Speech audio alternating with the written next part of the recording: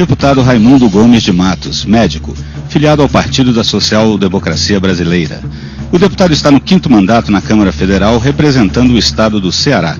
Foi secretário da Ação Social em seu estado. Preocupado com a escassez e a ampla comercialização da água, o deputado propõe uma alteração na Constituição para a inclusão da água entre os direitos sociais brasileiros. Para ele, a água tem de ser um bem universal. Mas mudar o texto constitucional é suficiente para garantir que as famílias tenham seus problemas solucionados? Eis a questão. Deputado Raimundo Gomes de Matos, o reconhecimento da água como direito social e essa garantia na Constituição é suficiente para assegurar o acesso de todos a este recurso? Assim como a educação, a saúde e a segurança no nosso artigo 6º da Constituição é um direito social, nós estamos propondo que também a água, ou seja, para que os governos municipais, estadual e o próprio governo federal possam estabelecer políticas, parcerias, fortalecer o Pacto Federativo, a fim de nós minimizarmos, principalmente no Nordeste, a questão do acesso à água.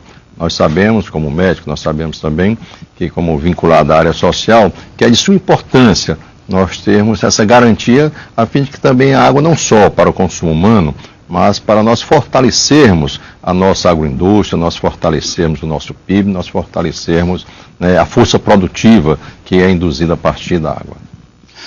O Eis a Questão trouxe alguns convidados para esse debate. A primeira pergunta é de Henrique Marinho Leite, professor do Departamento de Engenharia Florestal da Universidade de Brasília.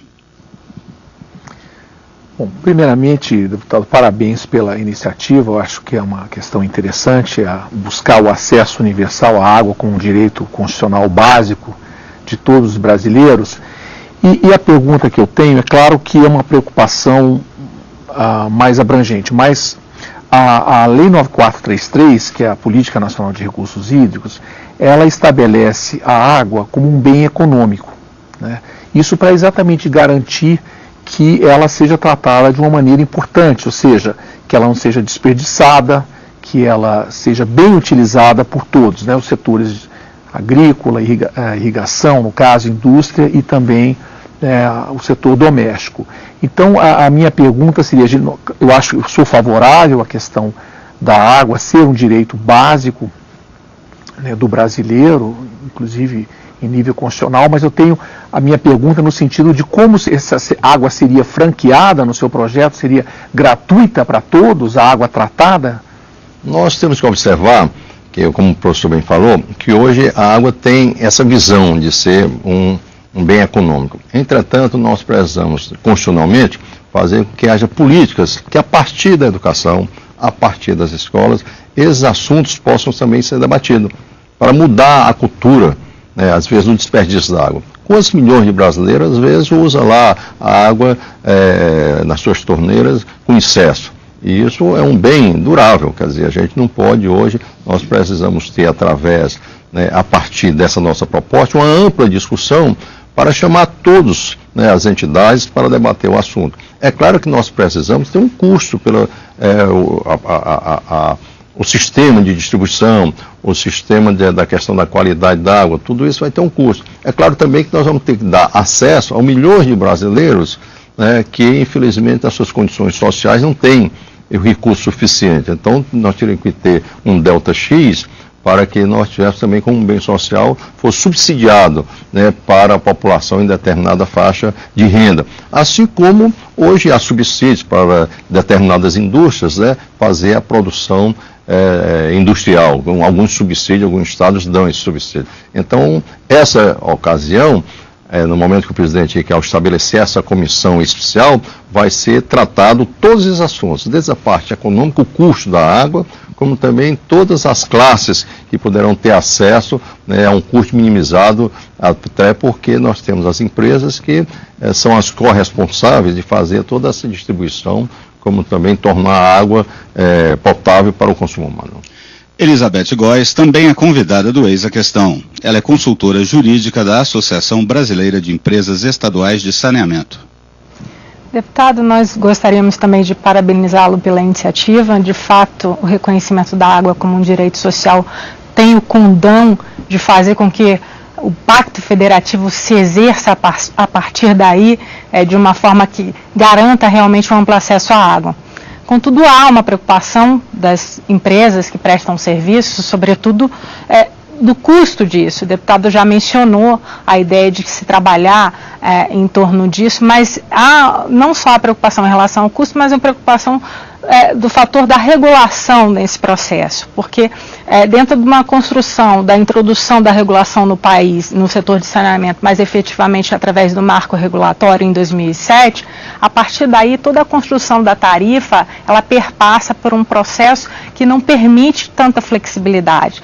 Então há uma grande preocupação das empresas, não só em relação de que haja um desperdício maior. Nós hoje, infelizmente, no país ainda vemos pessoas que lavam as calçadas com água potável, né? Então há uma preocupação nesse sentido e também há uma preocupação de que esse custo seja aportado para as empresas que hoje já fazem um trabalho no sentido da tarifa social, que é uma tarifa que sequer paga o custo do tratamento de água, mas é justamente para possibilitar o cidadão a ter acesso à água e com isso, claro, promover a saúde, né? Então a questão seria essa. É importante a presença das empresas, até porque na comissão especial nós iremos fazer audiências públicas, ouvirmos, né, estudarmos, aprimorarmos as propostas das planilhas de cada empresa. E vemos realmente que precisa também ter todo esse engajamento, né, dos segmentos produtivos, aquele que faz irrigação, aquele que produz determinados alimentos, para que nós possamos chegar às metas que foram estabelecidas pela ONU em termos das metas do milênio.